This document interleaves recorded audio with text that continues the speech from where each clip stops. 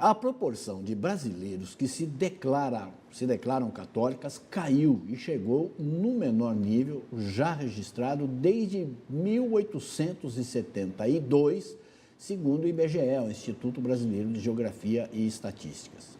Os números, divulgados como base do censo 2022, segundo o mesmo instituto, 56% da população brasileira afirmou ser católica. Em Ribeirão Preto, esse segmento foi um pouco menor. 53% dos ribeirão-pretanos se declararam católicos. Vamos analisar melhor esses números, dar uma esmiuçada, ver o que é que se pode tirar e aprender disso tudo com o professor José Antônio Lages, historiador com formação em Ciências da Religião. Lages, um prazer te receber aqui sempre, viu? Prazer todo meu, Kevenato. Sempre à disposição, querido. Uma pena que a gente não pode pôr os bastidores aqui, né? Que é muito Nem melhor. tudo, né? Eu gosto de gente bem informada na política, mas que tenha formação política, né? É importante, né? Ter conhecimento e ter um respaldo Eu confesso teórico, que eu tenho preguiça de conversar com esses pseudos agentes políticos, né? Vereadores, inclusive, deixar bem claro aqui, que são terríveis, né? O cara não fala lá com CRE, não consegue acompanhar. Às vezes estão ali só por conta da votação que tiver. Não, mas só por conta disso, só por conta nada, disso. Né? E interessante que tomam posse no dia 1º de janeiro, no mesmo 1º de janeiro, já estão pensando como se reeleger daqui 4 anos. Sim, é o mandato inteiro em campanha, né? Campanha. Coisa. Bom, mas não é isso que nós vamos falar. Você viu aí o IBGE mostrando que 56% da população brasileira afirmou ser católico. Né? Isso foi em 2022. Antigamente, o catolicismo chegava a 67%, 64%, 65%. Eu mesmo já me declarei católico e não tenho religião, confesso isso. Acho que hoje eu tenho coragem de dizer isso. Não é nem coragem, é questão de comodismo. E é tão mais fácil, o Júlio Kevenato me ensinou isso, é tão mais fácil você falar que é católico que as pessoas já não fazem pergunta de religião, né? Antigamente eu não fazia. Só perguntava, você é católico? Eu, tá bom, sou. E passava. Isso é a grande bacia que cabe todo mundo, então pois é, vai embora. Pois é. E não me faz mal nenhum, se eu sou católico ou não sou, não tem a menor importância. Mas como é que você vê essa regressão da Igreja Católica, se não o crescimento, mas pelo menos a estabilidade dos evangélicos? Eu começaria, Kevenato, dizendo que o próprio censo tem alguns problemas. Né? Então, por exemplo, esse censo é de 22 e não de 20, porque tradicionalmente você tem o censo de 10 em 10 anos. Então, houve um atraso aí na época do Bolsonaro e tal, Então, esse período, ele não é de 10 anos, ele vai de 2010 a 2022. Então, são 12 anos, você tem que levar isso em conta também. Outra coisa que eu acho muito... um outro problema que eu vejo, me parece que não teve no censo anterior e teve nesse último, é a segmentação desses que se declaram evangélicos, porque é uma diversidade enorme entre eles. Né? Não dá para jogar todo mundo na mesma caçapa. Quando você fala evangélicos, você inclui desde os protestantes tradicionais, por exemplo, ligados diretamente à reforma de Lutero do século XVI, né? Como luteranos, presbiterianos, de certa forma batistas, metodistas, né? E aqueles que são chamados de pentecostais e neopentecostais, que é uma outra vertente mais numerosa, né? E mais recente aqui do crescimento evangélico. Então, esse dado seria muito importante, porque os protestantes tradicionais, politicamente, por exemplo, eles são muito mais progressistas, até do ponto de vista político, do que evangélicos pentecostais e neopentecostais. Mas, indo na sua pergunta, né? O decréscimo daqueles que se declaram católicos. Isso é uma tendência que já vinha, né? É uma tendência que você pode já observar aí desde final aí do século passado, 1980, 90. Você tem alguns estudiosos, publicações. Eu mesmo, quando era doutorando em ciências da religião, participei de vários encontros nacionais da SOTER, da Amptec. E essa questão do decréscimo católico e crescimento evangélico eram dos temas que perfaziam todos aqueles grupos de trabalho, conferências, né? Comunicação de pesquisa, etc. Então, é alguma coisa que não surpreende. Essa queda, mais uma vez, do segmento católico. Deixa eu pegar essa escala aqui. Há 153 anos, em 1872, foi feito o primeiro levantamento desse tipo, né? Sim, de religião, coisa e tal.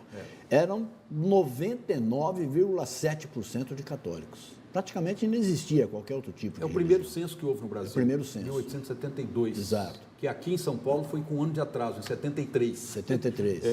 O resto em 72, aqui em 73. Então, aí deu 99%. Mas a maior queda no catolicismo, ela aconteceu entre 2000 e 2010. Né? Em 2010, a proporção de católicos recuou 9 pontos. Sim. 9 pontos percentuais, de 74% para 65%. Na última década, o ritmo foi um pouco mais lento e 8 pontos separam, né, de 65 para 56. Ainda assim, é a maioria no Brasil. É relevante essa mudança de números. Agora, veja, me preparando até para a entrevista aqui, eu li um artigo da Cristina Queiroz, que é uma estudiosa dessa questão, né? Um artigo que ela publicou em 2019, portanto, antes do censo, desse último censo, onde ela já previa que os católicos estariam abaixo de 50% nesse último censo. Isso não aconteceu. Mas 56%. Mas há também outros estudiosos aí prevendo o seguinte, que esse crescimento evangélico e esse decréscimo católico tem um certo limite. Isso não é uma coisa que... E, aliás, o último censo já mostrou, você mesmo está apontando aí, que esse crescimento evangélico foi menor no último censo, em comparação com o anterior.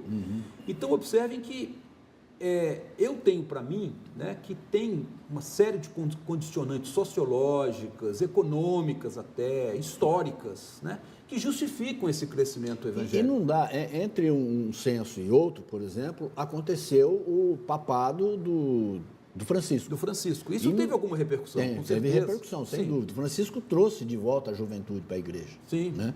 Eu tenho a impressão que esse número, se fosse apurado hoje, ele seria mais do que 56%. Penso, mas é coisa assim, da minha cabeça. E outra coisa também, Zé Fernando, é o seguinte, quando a pessoa se declara católico, o que significa isso, na verdade? É porque ele é frequentador da igreja todos os domingos, para ir na missa, frequenta os sacramentos da igreja, ou simplesmente porque é de uma tradição familiar, né? Eu, por exemplo, tive 8 anos no seminário, tive uma família super católica, minha madrinha de batismo era uma freira, né? E hoje eu não me declaro sem religião. Olha, me declaro como cristão, mas não frequento, não estou ali assiduamente frequentando nenhuma igreja, né? Então, observem que são algumas nuances, né, conceituais até, que precisavam ser melhor compreendidas, né? Essa questão, por exemplo, dos chamados desigrejados, né? Ou seja, durante muito tempo você tinha o católico praticante e o não praticante, né? Agora você tem também os evangélicos que já passaram por algum momento por alguma igreja evangélica, guardam inclusive uma certa gratidão, porque aquilo talvez, essa passagem talvez resolveu um problema localizado, de família, de emprego, de outra questão pessoal, né? Então eles são muito agradecidos, mas não frequentam mais a igreja, por N razões. Agora são os chamados desigrejados. O censo não mostra, né, esses números, infelizmente. Não avança nessa questão. Nessa questão aí. Não avança. Com esse papado novo como é que chama? Leão XIV, né? Leão XIV? É Leão XIV, né? O 13, 14 agora. É o Leão XIV. Eu falei isso, eu profetizei isso. Vai ter que pensar muito para falar o 14, porque você decora, né? Leão XIII ficou tão marcado. Muito marcado na história da igreja, né? É o Leão XIV. O que vai acontecer com a Igreja Católica? Ela se recupera, na tua opinião? Olha, ela tem lenha para queimar, né? Zé Fernando, eu acho o seguinte, ainda é cedo para falar sobre o novo papado do Leão XIV, né? Porque, no primeiro momento, ele foi identificado muito com a linha, né, do Papa Francisco, ele era progressista em várias questões e tudo mais, e depois ele andou dando uma equilibrada, né? Uma calibrada, na verdade, né? Então, se posicionando, né, por exemplo, muito fortemente a favor dos imigrantes. Então, nesse aspecto, eu acho que está muito distante do que está acontecendo hoje no governo Trump, dos Estados Unidos, né? Mas mesmo em outras questões mais morais, ele deu uma calibrada no sentido de que a igreja precisa preservar algumas de suas tradições, de suas doutrinas, de sua teologia, etc. Não dava nem para esperar algo diferente, né? Ele tem que defender, lógico. O que já vem, que é secular, que é milenar da igreja. Então, e nós não sabemos também como é que é feita as combinações que são feitas ali, né? Não vem falar que é proibido pedir voto. Lógico que tem gente cabalando voto dentro do...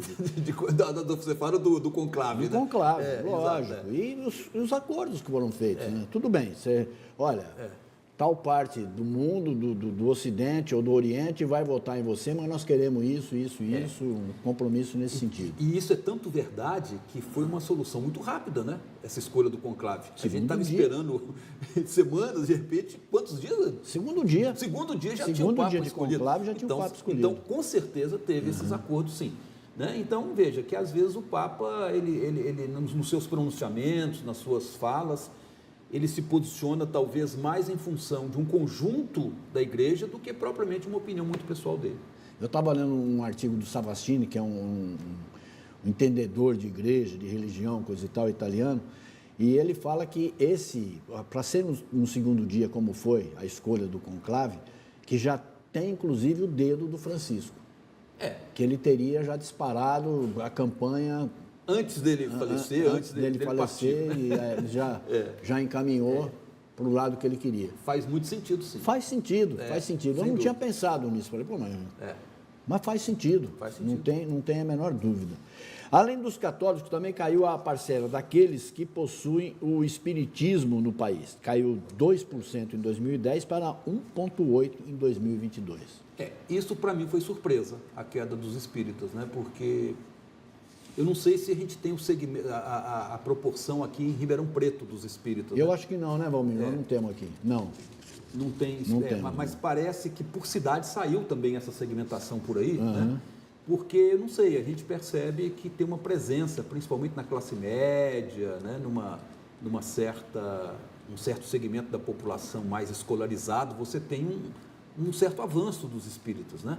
Seja porque eles são muito assim ligados a essa questão da ciência. Então, por exemplo, você não vê entre os espíritas esse negacionismo que você encontra, por exemplo, em outros segmentos religiosos. Confere, né? Isso mesmo. Não tem. Né? Você não vê, e você vê entre os espíritas, por exemplo, uma prática religiosa de solidariedade, né, aos mais necessitados, muito grande, mais do que você vê em outros segmentos. Então, para mim foi surpresa essa questão da queda dos espíritas. Né?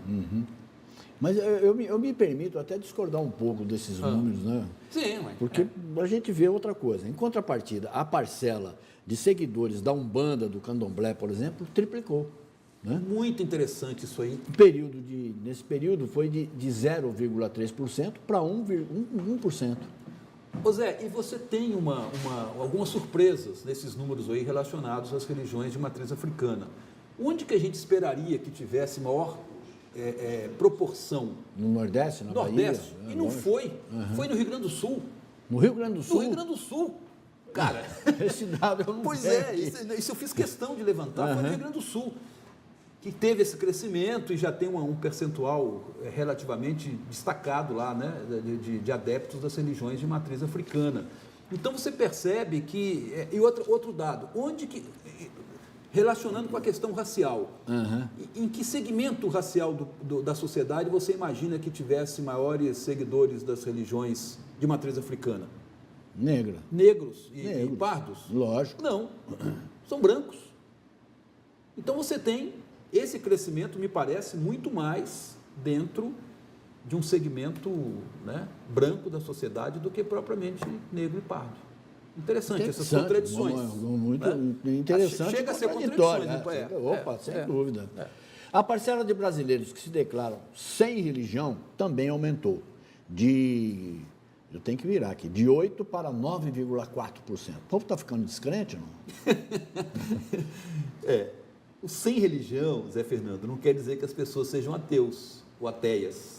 Né? Interessante perceber que o que significa o sem religião. Quando alguém me pergunta mais intimamente, religião, eu não tenho religião. Ah, você é ateu? Não sou ateu, não tenho nem capacidade para ser ateu. Você está percebendo que o senso não consegue dirimir esses detalhes, né? Que seria até interessante se tivesse uma segmentação maior, né? Para saber exatamente quem são sem religião. São aqueles que não frequentam nenhuma igreja, mas têm fé, então são crentes na existência de Deus, na presença de Deus entre os homens, enfim. Então, é uma questão... Agora, eu estava esperando que o crescimento do sem religião fosse maior. Maior do que esse que teve entre o penúltimo e o último censo. Né?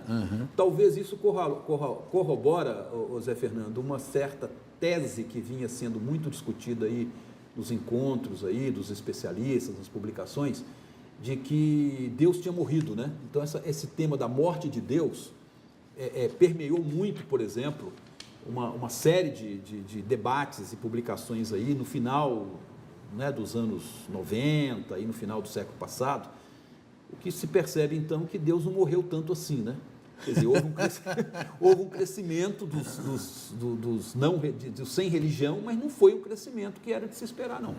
Mas eu acho que para tudo, você colocou bem no começo da tua fala, né? Tem que ver o que é que representa o catolicismo, o que é que representa ser católico, o que é o católico praticante. Né? O não praticante. Ou não praticante. O desigrejado, que é uma expressão mais ligada aos próprios evangélicos. Né? Desigrejado? Desigrejados. Tem que já passaram em algum momento da sua vida, uns por mais tempo, outros por menos tempo, mas entraram por uma porta e saíram por outra. Né? Os evangélicos têm maior presença no norte, 36,37%, e no centro-oeste com 31,5%. Observe o seguinte, era de se esperar, por exemplo, porque a gente costuma, Zé Fernando, ligar muito essa questão do crescimento evangélico com o crescimento de uma perspectiva política mais conservadora em toda a sociedade. E nem sempre isso casa muito, nem sempre isso bate muito uma questão com outra, né? Então, por exemplo, por que no norte e no centro-oeste você tem um percentual maior de evangélicos? Olha, boa parte do povoamento mais recente do norte e do centro-oeste foi feito por imigrantes que vieram do sul do país. Você tem muito gaúcho no Mato Grosso do Sul, né? Você tem do tererê, né? Pois é. Semelhante ao chá que eles tomam, né? Outra coisa que esse último censo já mostrou também, que esse crescimento evangélico foi muito naquele segmento da população de pardos. Então, veja, próximo ali dos negros também, né? Então, é interessante verificar que esse crescimento maior, houve o crescimento em todas as regiões, mas maior no norte e no centro-oeste, talvez se ligue muito a essa questão das chamadas igrejas de periferia, as pequenas igrejas, as igrejas de garagem, como se diz também, né? Que surgem não só nas cidades grandes, mas também nas cidades pequenas, nas cidades médias. Talvez isso explique um pouco esse crescimento maior no centro-oeste e no norte. Agora, é impressionante que você vê de igrejas de garagem, né, como você está dizendo. Perto de casa tem duas que surgiram do nada e hoje já estão pintadinhas, harmônicas. É o crescimento. É o crescimento. Não só o crescimento quantitativo do número de fiéis, mas o crescimento... E aquilo que você via meia dúzia de fiéis, ele já tem mais. Já tem meia dúzia de famílias, já aumenta. Né? O Valmir conseguiu fazer um levantamento aqui, os espíritas em Ribeirão Preto representam 6% da população. Olha a diferença. O que eu tinha falado? Você vê? Você viu? No nacional é 1,6. Em Ribeirão é 6%. 6%. Que representa em torno de 42 mil. É significativa essa diferença. Muito significativo.